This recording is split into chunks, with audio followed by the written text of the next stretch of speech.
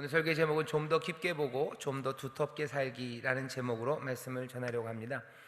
오늘 예수님께서 성전에서 가르치시고요, 또 성전에서 또 가르치시고요, 그리고 성전에 있는 연복의 헌금함처럼 있는 연복의 앞에 그것들을 보시며 앉아 계셔요.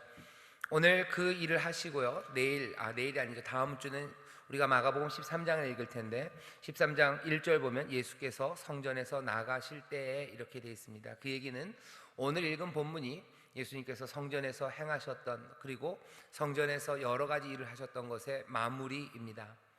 우리가 기억하죠. 예수님께서 성전에 오셔요. 성전에 오셔서 한번 둘러보시고 나가셨다. 그 다음날 오시면서부터 성전에서 난리가 납니다.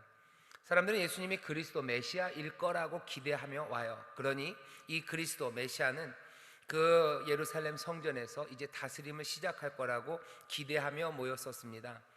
아니나 다를까 그 성전에서 온갖 일들이 벌어지죠. 대결이 펼쳐집니다. 그리고 문제 많았던 사건들이 그 성전에서 있었습니다. 성전에 오셔서 성전을 깨끗하게 하시죠. 그것들을 다 뒤집어 엎으셔요. 제사, 하나님 앞에 드려지는 예배를 멈추게 하신 이가 바로 이 예수님이십니다. 사람들은 궁금하죠. 도대체 네가 뭔데요? 너가 뭔데? 네가 무슨 권세로 이 제사, 하나님 앞에 드려야되는 이 제사를 멈추게 만들었냐고 대제사장들과 그리고 장로들, 서기관들이 와서 따집니다. 예수님과의 싸움이 시작돼요. 예수님께서 포도원 농부의 비유를 하셨던 거 기억하실 겁니다.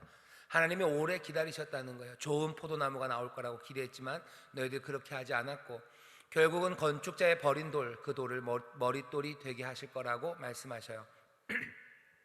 대제사장과 장로들, 그 성전을 지키고 거기서 온전히 해야 되는 사람들에 대한 아주 심각한 책망입니다. 그 다음에 바리새인들과 그리고 헤롯 땅이 와서 또 따지죠. 그 다음에 또 사두개인들이 와서 예수님과 논쟁을 합니다. 지난주에 읽었을 때는 한 좋은 서기관이 와서 예수 그리스도가 얘기하신 그 말씀을 알아듣고요, 제사보다 성전보다 더 중요한 일이 이제 시작됨을 이 서기관 한 사람은 알아들어요. 이제는 됐어요. 예수님은 거기까지만 얘기하고 싶어 하십니다. 그리고 이제는 성전을 떠나시는 그 장면이 오늘 본문의 내용입니다. 성전에서 마지막 떠나시면서요, 사람들은 궁금하죠. 왜 예수님은 그리스도 메시아시라면 여기서 뭔가를 해야 되는데 왜 여기서 별일이 일어나지 않을까? 뭐가 더 있는 것 아닐까? 궁금한 자리예요. 하지만 예수님은 그 사람들에게 그 궁금함에 대해서 다 대답하지 않으십니다. 오히려 수수께끼 하나를 던지시고 거기를 떠나셔요. 그 던지시는 수수께끼는 어쩔 수 없어요. 그리스도 그리고 메시아에 관한 이야기입니다. 사람들은 오는 메시아가 다윗의 자손이라고 생각하죠. 유대인들은 다 다윗의 자손, 위대한 왕이 이제 그 다윗의 가문에서 태어날 거라고 기대해요. 사람들의 그 기대를 예수님 흔드시는 겁니다. 뭐냐 하면 너희들은 그리스도 메시아가 다윗의 자손이라고 그러지. 근데 가만히 읽어보면, 그리고 성경 말씀을 상고해보면 그냥 단지 다윗의 자손이라고 말할 수 없진 않느냐 하는 거예요. 왜냐하면 다윗 스스로가 그 메시아를 나의 주라고 부르는데 어떻게 그 메시아가 다윗의 자손이기만 하겠느냐 하는 겁니다. 다윗의 자손이라고 알고 있었어요. 하지만 가만히 보니 이 다윗의 주님이 메시아예요. 지금 예수님은 이 수수께끼를 던지는 겁니다. 그리고 너희들이 생각하고 기대했던 메시아 그리스도에 대한 생각을 다시 한번 돌아보라는 겁니다. 그 일을 어떻게, 여러분들에게 좀 설명이 필요하죠. 그 얘기, 제가 한 얘기가 여기 다 있습니까? 그렇게 다 있지는 않고 너무 짧은데요 라고 말씀하실지 몰라요. 그러니 제가 조금 설명을 하겠습니다. 35절을 보시죠. 35절 보면 예수께서 성전에서 가르치실세 대답하여 가라사대 어찌하여 서기관들이 그리스도를 다윗의 자손이라 하느뇨? 다윗이 성령에 감동하여 친히 말하되 주께서 내 주께 이르시되. 앞에 있는 주는 여호와 하나님입니다. 두 번째 나오는 내 주는 메시아예요. 그리스도입니다. 주께서 그리스도 메시아에게 이르시되, 근데 그 메시아를 다윗은 뭐라고 불러요? 내 주라고 불러요. 내가 내 원수, 그러니까 여호와 하나님이 하시는 말씀이죠. 하나님이 이 메시아의 원수를 메시아의 발, 네 발 아래 둘 때까지 내 우편에 앉았으라 하셨도다 하였느니라. 이건 시편 110편입니다. 여러분들 우리가 조금 시간이 있어요. 시편 110편 길지 않습니다. 시편 110편을 좀 펴주시죠. 구약성경 시편 110편입니다. 거기에 있는 1절 말씀이 예수님께서 인용하신 그 말씀 그대로예요. 여기 내 주께서 내 주에게라고 되어 있지만 여기 본문에는 훨씬 더 명확합니다. 시편 110편 죄송합니다. 1절 한번 읽어볼까요? 시작. 여호와께서 내 주에게 말씀하시기를 내가 내 원수로 내 발등상 되게 하기까지 너는 내 우편에 앉으라 하셨도다. 이건 누구의 시라고 되어 있습니까? 다윗의 시예요. 여호와께서 다윗이 말하는 것, 내 주에게 말씀하신대요. 그 주는 누군지 여기 메시아라고 설명이 없죠. 하지만 110편을 쭉 읽어보면 이 주가 메시아임을 알 수 있어요. 왜? 시편 110편이 메시아 그리스도가 하실 일에 관한 설명, 그 노래이기 때문입니다. 2절부터 볼까요? 이 내용이 메시아에 관한 이야기인지 2절부터 읽어보겠습니다. 시작. 여호와께서 시온에서부터 주의 권능의 호를 내어 보내시리니 주는 원수 중에서 다스리소서. 거기까지요. 권능의 호를 여호와께서 주에게 주신대요. 메시아입니다. 권능의 호를 가지고 주가 이제 다스리셔요. 그 주를 1절에서 다윗은 누구라고 불렀어요? 내 주라고 불렀어요. 그러니 예수님이 얘기하시는 겁니다. 메시아는 다윗에게 내 주라고 부름받은 사람 아니냐 하는 겁니다. 3절 다시 읽어볼까요? 시작. 주의 권능의 날에 주의 백성이 거룩한 옷을 입고 즐거이 헌신하니 새벽 이슬 같은 주의 청년들이 주께 나오는도다. 여호와는 맹세하고 변치 아니하시리라 이르시기를 너는 멜기세덱의 반차를 쫓아 영원한 제사장이라 하셨도다. 주의 우편에 계신 주께서 그 노하시는 날에 열왕을 쳐서 파하실 것이라. 주께서 열왕을 쳐서 파한대요. 이건 메시아의 일입니다. 주의 우편에 계신 주께서입니다. 그러니까 앞에 있는 주는 뭐예요? 여호와 하나님. 그 우편에 있는 주 메시아는 열왕을 파할 거예요. 열왕을 파하는 건 메시아가 할 일입니다. 6절 7절 같이 읽어보겠습니다. 시작. 열방 중에 판단하여 시체로 가득하게 하시고 여러 나라의 머리를 쳐서 파하시며 길가에 시냇물을 마시고 인하여 그 머리를 드시리로다. 아멘. 시편 110편은 몽땅 다 누구에 관한 이야기예요? 메시아가 할 일에 관한 이야기예요. 유대인들이 기대했던 메시아의 일들이 시편 110편에 쭉 있습니다. 그리고 그 메시아를 다윗의 시, 다윗은 뭐라고 불러요? 계속해서 주라고 불러요. 사람들은 이 메시아가 다윗의 자손이라고 그러는데 이상하지 않냐? 다윗은 그 메시아를 뭐라고 불러요? 내 주라고 부른대요. 어떻게 설명할 거냐라고 물으시는 겁니다. 마가복음 12장에서 그래서 예수님 물으시죠. 예수께서 성전에서 가르치실 때 대답하여 가라사대 어찌하여 서기관들이 그리스도를 다윗의 자손이라 하느뇨? 다윗이 성령에 감동하여 친히 말하되 주께서 내 주께 이르시되 내가 내 원수를 내 발 아래 둘 때까지 내 우편에 앉았으라 하셨도다 하였느니라. 다윗이 그리스도를 주라 하였은즉 어찌 그의 자손이 되겠느냐 하시더라. 백성이 즐겁게 듣더라 돼 있어요. 백성이 왜 즐거웠는지 잘 모르겠습니다. 아마 수수께끼가 아니면 서기관들이 폼 잡고 있었는데 이제 보니 서기관들이 뭘 제대로 잘 알고 있지 못한다는 사실을 깨닫고 고소해하는지도 모르겠어요.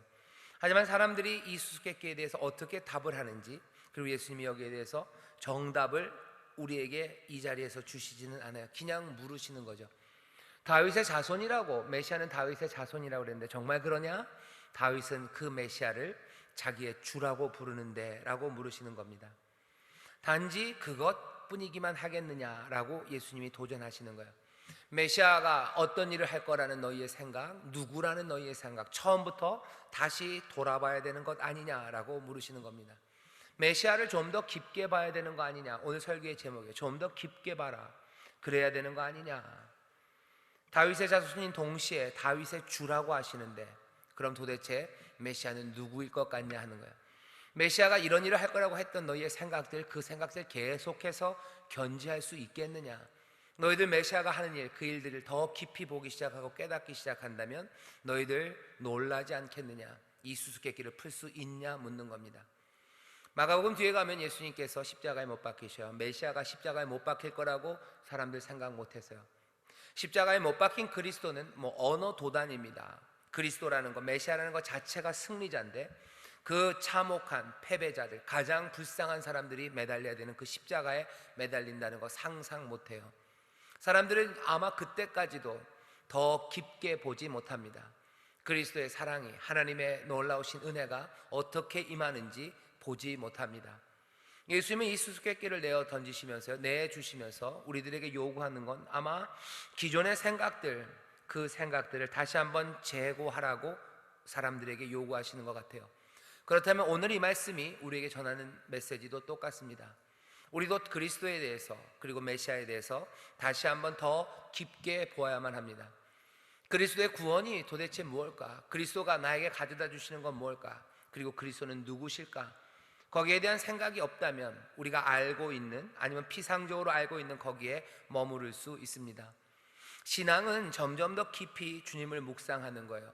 주님이 그렇게 얄팍하고 그냥 한 줄로 설명이 다 된다면 깊이 묵상할 일이 없겠죠. 우리가 알고 있는 것들을 다 끌어다 붙여서 메시아는 이런 분이야, 그리스도는 이런 분이야 라고 억지로 주장하지 말고 우리의 눈을 크게 뜨고 좀 더 깊이, 말씀도 깊이, 그리고 그 은혜가, 그리고 그 사랑이 우리의 삶에 어떻게 작용할지 좀 더 깊이 보아야 합니다. 그리스도를 깊이 본다는 건요, 세상을 더 깊이 보는 거예요. 세상을 더 깊이 본다는 건 한 사람 한 사람의 인생을 더 깊이 보기 시작하는 겁니다. 예수님이 바라시는 것, 그리고 우리에게 요구하시는 바는 세상을 얄팍하게 살지 않기를 원하시는 거예요. 유대인들 그리스도에 대해서 알죠. 하지만 그 사람들의 알은 얄팍해요. 주문처럼 외웁니다. 아, 그리스도는 다윗의 자손이에요. 다른 민족은 몰라. 하지만 우리는 알아. 다윗의 자손으로 오실 거야. 다윗의 자손으로 오셔서 이런 일을 하실 거야 라고 주문처럼 외우고 있어요. 하지만 예수님이 정말 누군지, 그리스도가 정말 어떤 분이신지 이 사람들이 깊이 보려는 시도들을 하지 않습니다. 믿음의 사람들도 이런 함정에 빠지기가 쉬워요. 유대인들 굉장히 종교적입니다. 믿음의 사람들도 자기들이 종교적인 도구마들이죠. 내가 알고 있는 지식들이에요. 거기에서 그냥 더 깊이 보려는 그 시도들을 멈춰버린 채로 그냥 거기에 만족할 때가 많습니다. 예수님에 대해서 여러분들 깊이 바라보신 적이 있으신지, 그리스도에 관한 기존의 관념들 말고 좀 더 깊게 생각해 본 적이 있으신지, 하나씩 하나씩 더 깊이 보기를 바랍니다. 우리가 아까 읽었던 시편 110편을 보면요, 거기에 그 메시아는 그냥 단지 세상의 열 왕을 깨뜨리는 구원자로만 나타나지는 않아요. 시편 110편만 봐도요, 거기 보면 무슨 얘기들이 나옵니까? 그 호를 가지고 다스리는 왕으로 분명히 나와요. 하지만 왕만은 아닙니다. 멜기세덱의 반차를 쫓을 제사장이라는 말도 또 나옵니다. 그리고 어느샌가 그분은 그 주 우편에 앉아 계신 하나님의 모습으로 나타나기 시작해요. 아직 이 마가복음을 읽고 있는 여기에 나오는 사람들은 거기까지 가지 못했어요. 왜? 예수님이 읽은 시편의 그 말씀을 그렇게 깊이 보지 못했어요. 메시아가 로마에게서 우리만을 구해주는 것은 아니에요. 왜? 시편 110편만 조금만 더 깊이 봐도요, 그분은 제사장으로 와요. 그것도 멜기세덱의 반차를 쫓은 제사장으로 옵니다. 그 호를 붙잡고 다스리셔요. 그리고 열 왕을 다 깨뜨리십니다. 하지만 그 모든 것들은 우리가 생각했던 아주 얄팍한 정치적인 영웅, 아니면 군사적인 대단한 장군 그 모습만은 아니에요. 그보다 훨씬 더 깊이 시편 110편은 메시아를 설명하고 있는데 사람들은 그것들에 대해서, 다윗의 주가 된다는 사실에 대해서 생각하지 못해요.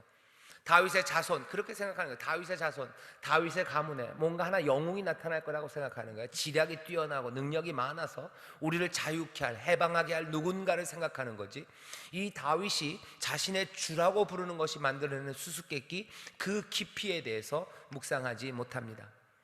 우리도 그리스도를 좀 더 깊이 생각해야 됩니다. 어떤 권세를 가졌는지 다시 한번 보셔야 돼요.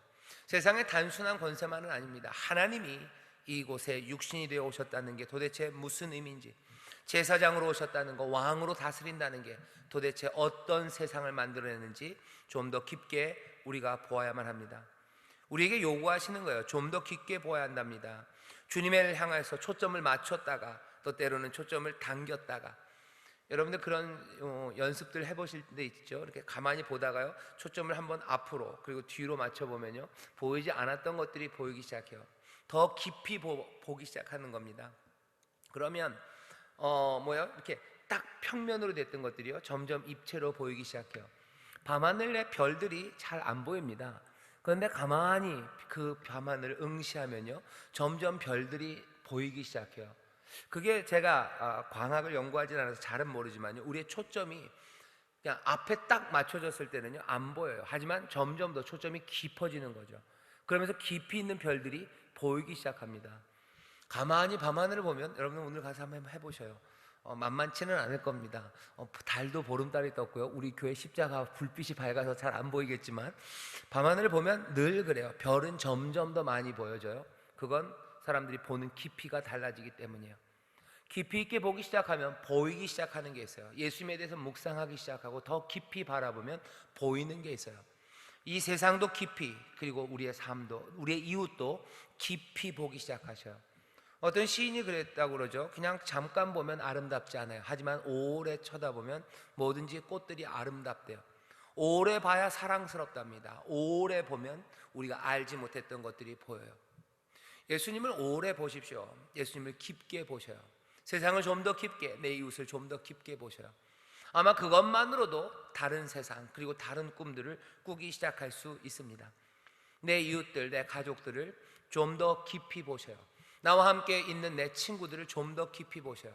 그냥 있는 것 말고 그것 넘어서 뭘 보려고 애를 써보시고 초점을 당겼다 밀었다 하면서 내가 놓친 건 있지 않은지, 그 뒷배경에 뭐가 있는지 얄팍하게 단면으로 처리하지 마시고, 멀리 있는 것들을 몽땅 다 줌으로 당겨 잡아서 한 평면에 놓지 마시고 그 깊이들을 보기 시작하셔요. 그러면 다른 아름다움과 그리고 다른 아픔들, 다른 슬픔들, 다른 기쁨들, 거기에서 보이는 삶의 환희들, 그런 것들이 보입니다.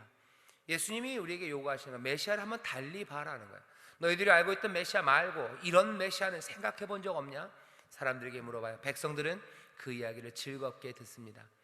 메시아를 생각해 보니 단지 정치적인 왕보다는, 그리고 정치적인 전쟁의 영웅보다는 제사장이라는 사실이, 또 그분이 하나님의 우편에 앉아 있다는 사실이, 그분이 다윗의 그냥 자손일 뿐만 아니라 다윗의 주가 되신다는 사실이 이들을 즐겁게 하는 것 같아요. 다 이해하지 못하지만 훨씬 더 풍성합니다. 그 그리스도를 백성들을 어쩌면 조금은 보기 시작한 것 같습니다. 그리고 나서 예수님이 얘기를 이어가셔요. 전혀 상관없는 이야기 같지만 사실은 연관시켜보면 연관이 좀 됩니다. 그 다음은 서기관들을 꾸짖으셔요. 서기관들을 꾸짖으신데 이렇게 하시죠. 예수께서 가르치실 때 가라사대 긴 옷을 입고 다니는 것과 시장에서 문안받는 것과 회당의 상좌와 그리고 잔치의 상석을 원하는 서기관들을 삼가라. 저희는 과부의 가산을 삼키며 또 외식으로 길게 기도하는 자니 그 받는 판결이 더욱 중하리라 하시니라. 서기관들에 대해서 저 사람들 안 된다라고 얘기하셔요. 왜? 저 사람들은 뭐 얄팍해요. 겉에 드러나는 거예요. 그냥 긴 옷을 입고 그리고 길게 기도합니다. 윗자리에 앉아요. 사람들에게 호감받을 만한 일을 하고 사람들이 존경받는 그 자리에 가요. 하지만 그 깊이 보기 시작하면 그들은 과부의 가산을 삼키는 사람이에요. 그들은 외식하는 거예요. 폼 잡고 있는 거예요. 자기들의 욕심, 자기들의 유익을 차리는 겁니다. 명예라는 유익, 그리고 재산이라는 유익을 취하는 거지 어떤 것도 호감 가질 만한 것이 없어요. 서기관들을 보라는 거죠. 그 사람들 한번 다시 깊이 봐라. 거기에 뭐가 선한 것이 있냐 하는 겁니다. 다윗의 주였던 그분이 다윗의 자손이 되셨을 때, 그때는 이 사람들과 같지 않을 거예요. 이 사람들은 그렇게 얄팍하게 삽니다. 하지만 다윗의 주가 다윗이 자손이 되시는 바로 그 메시아는 오히려 자기의 유익과 명성이 아니라 자기의 생명을 몽땅 다 내어주셔요. 겉으로 보기에는 실패한 것 같습니다. 하지만 가만히 보라는 거죠. 그 메시아가 자기의 모든 생명을 내어주신다는 거예요. 반대의 예입니다. 서기관들 봐라, 뭔가 대단한 것 같지만 아무것도 아니에요. 이제 너희가 볼 메시아, 다윗의 자손이지만 다윗의 주가 되시는 그 깊이 있으신 분은 겉으로 볼 때는 실패한 것 같고 아무것도 주지 않은 것 같지만 뭘 주셨다는 거예요? 자기 전체 생명을 주신 분이셔요. 성전에서 지금 가르치는 겁니다. 사람들은 기대하며 거기 와 있어요. 예수님이 그 기대를 지금 채우지 못해요. 하지만 너희들 나를 좀 더 깊이 봐라, 좀 더 봐라 하는 거예요. 너희들의 만족, 너희들이 기대하는 바, 그 표면, 그것들은 만족시키지 못해. 하지만 다른 이들이 그 표면을 만족할 때 그 뒤에는 다른 것이 있는 것처럼 너희도 내 뒤, 그 먼 곳, 더 깊은 곳을 바라는 거예요. 아무것도 주지 않은 것 같죠. 아무 자유를 주지 못한 것 같죠. 아무 구원과 해방을 이 그리스도는 주지 못하실 것 같죠. 하지만 깊이 보면 결국은 자기의 생명을, 그 영원한 생명을 너에게 주고 참 자유와 기쁨을 주시는 그이가 여기 있다고 지금 말씀하시는 거예요. 거기까지 아직 설명은 못합니다. 그 대신 뭐요? 깊이 보기를, 십자가에 달리신 그 죽음, 허망한 것 말고 그것 넘어서 보기를 이 성전에서 이 기대에 찬 사람들에게 예수님은 지금 말씀하시는 거죠. 생명을 내어놓는 사람, 그 이야기가 어쩌면 연결고리처럼 그 다음에 그대로 연결됩니다. 연복교 앞에 나가요. 많은 부자들이 많은 재산들을, 많은 물질을 하나님 앞에 드립니다. 표면은 그거예요. 하지만 그 뒤에는 그냥 부요한 중에 주는 겁니다. 예를 들면 한 100만 원, 200만 원씩 헌금하는 거예요. 와, 대단하다. 아니, 대단하다고 하지 말아라. 그 사람들 돈 많은 사람들이에요. 100만 원, 200만 원 아무것도 아닌 사람들 거기 낸 거예요. 얄팍해요. 그거만 보고 판단하지 말래요. 그 뒤를 보면 그 사람들 부요한 거, 풍족한 중에서 넣은 거지. 하지만 여기 있는 과부는 2렙돈, 한 고드란트를 드렸어요. 아무것도 아닌 것 같지. 하지만 뭐를? 자기의 생명 전체를, 생활비 전체를, 자기의 삶 몽땅을 드렸다는 거예요. 같은 주제입니다. 계속해서 표면에 알고 있는 것 말고 그 너머 깊이 보래요. 깊이 보고, 오늘 설교의 제목입니다. 좀 더 두텁게 살아요. 내가 움직이는 것들은 결국은 예수님이 자신이 메시아가 하셨던 것처럼 자기가 움직이시고 그리고 또 행하셨던 모든 일들은 자기의 모든 삶과 생명, 그것들을 다 내어주시는 무거운 일이에요. 그리고 두터운 움직임입니다. 그냥 당해서 십자가에 그렇게 얄팍하게 죽으신 죽음만은 아니에요. 하나님의 아들이 자기의 모든 생명과 모든 존재를 우리의 자유와 우리의 구원을 위해서 내어주신, 두께를 알 수 없는 그 무거운 은혜와 그 역사가 거기 펼쳐지는 겁니다. 좀 더 깊게 보면 좀 더 두텁게 살아가는 사람들의 모습이 보여요. 좀 더 깊게 보는 사람들이 예수님처럼 그렇게 두텁게, 이 과부처럼 그렇게 살기 시작합니다. 오늘 이 말씀이 우리에게 요구하는 바는 아주 분명해요. 주님을, 아니 온 세상을 좀 더 깊게 보시고 얄팍하게가 아니라 훨씬 더 두텁하게 살기를, 생명과 삶 전체가 움직이는 삶이 되기를, 남들의 얄팍한 시선 거기에 부합하며 살지 말기를, 남들이 보니 부요한 중에 뭘 내고서, 남들이 보니 긴 옷 입고 긴 기도하고, 아니 그렇게 말고, 이 과부가 2렙돈을 드리지만 자기 삶 전체를 드리는 것처럼 남들이 보는 판단, 그 얄팍한 것, 그 표면에 네가 뭔가 색칠하려 하지 말고 삶 전체가 함께 움직이는 사람, 내어줄 수 있는 모든 것들을 내어주는 그 육중한 움직임으로 살아가라고 우리에게 요구하십니다. 성전에서 메시아는 그렇게 움직일 거라고 얘기하시는 거예요. 너희가 전에 몰랐던 것들을 보게 될 거라고, 깊이 보라고, 이렇게 두텁게 움직이는 은혜를 보라고. 그러니 너희도 그렇게 살라는 가르침이 여기에 직접적으로 우리에게 언어로 오지는 않지만, 여기 예수님께서 이 과부를 칭찬하시는 이 모습에 우리는 주님이 원하시는 바가 무엇인지 얼핏 볼 수 있습니다. 깊게 보았을 때 아름다운 사람들, 그리고 무겁고 육중하고 삶 전체로 움직이는 사람들, 그래서 사람들이 우리를 깊게 보았을 때, 아, 이 사람 얄팍하구나가 아니라, 아, 이 사람 육중하구나, 무거운 삶이구나, 존중받을 만한 삶이구나, 공경할 만한 삶이구나 라고 말을 듣기를, 예수님이 우리에게 보이시고 그리스도가 메시아가 살아가는 길은 그렇습니다. 오늘 마가복음 12장 성전에서 마지막으로 이 예수님께서 구원을 위하여 오셨을 거라고 기대하는 사람들에게 수수께끼 같은 이야기를 던지셔요. 수수께끼의 이야기에 답은 다는 없습니다. 하지만 우리는 많은 시간이 지나고 그리스도가 행하신 일들을 조금은 알기에 여기 이 현장에 있었던 사람들보다는 조금 더 유리한 위치에서 깊이 볼 수 있어요.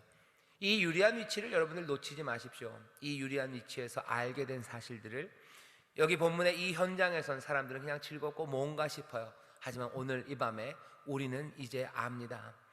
주님을 더 깊이 보셔요. 그 은혜를, 그 사랑을, 그리고 그 다스림을, 그리고 그 세상이 봤을 때는 얄팍한 죽음이었던 것 같지만 그 너머 있는 하나님의 놀라우신 은혜와 그 두터운 사랑을, 그리고 그렇게 움직여지는 사람들, 그 사람들을 보고 다시 한번 우리의 삶을 무겁게, 그리고 진중하게, 그리고 온전하게, 주가 우리의 삶을 깊이 보실 때 즐거워하고 행복해 할 수 있는 그런 삶으로 만들어 가기를.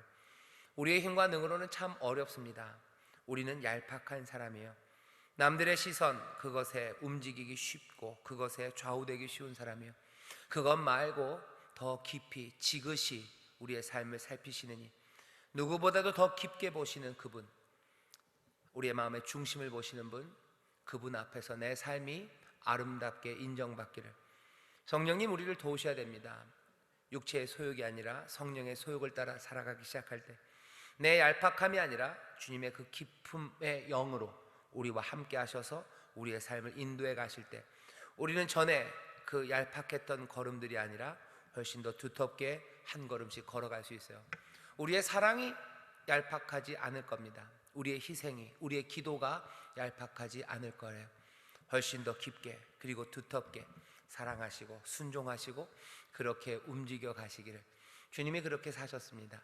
세상 사람들은 그렇게 천방지축으로 팔랑팔랑 살아갈지 몰라도 예수님의 사람들은 그러지 않아요.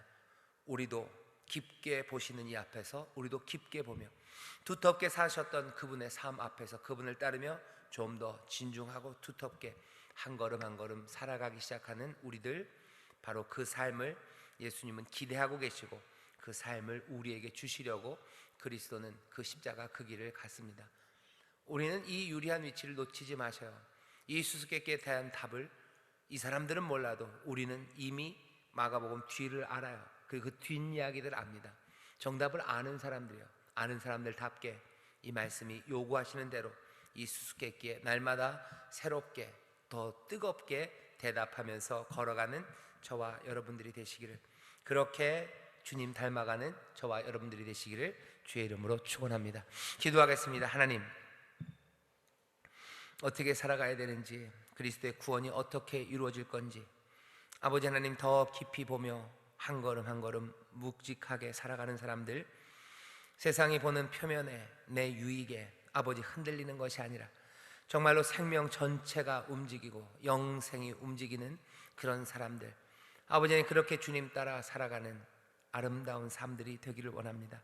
주님, 우리의 힘과 능으로 되지 않는 걸 아시니 우리에게 도우시는 성령님 보혜사를 보내셔서 우리로 이 진리 가운데서 예수님 닮아 살아가게 하십니다. 성령님, 우리 가운데 임하셔서 우리의 눈이 깊이 보게 하시고 성령님 아들의 영으로 우리 가운데 충만하게 하셔서 그 아들의 그 진중하고 그 무거운 삶을 우리도 함께 따라 사는 하나님의 귀한 자녀들, 예수의 사람들 되게 하여 주옵소서. 감사드리며 예수님 이름으로 기도하옵나이다. 아멘.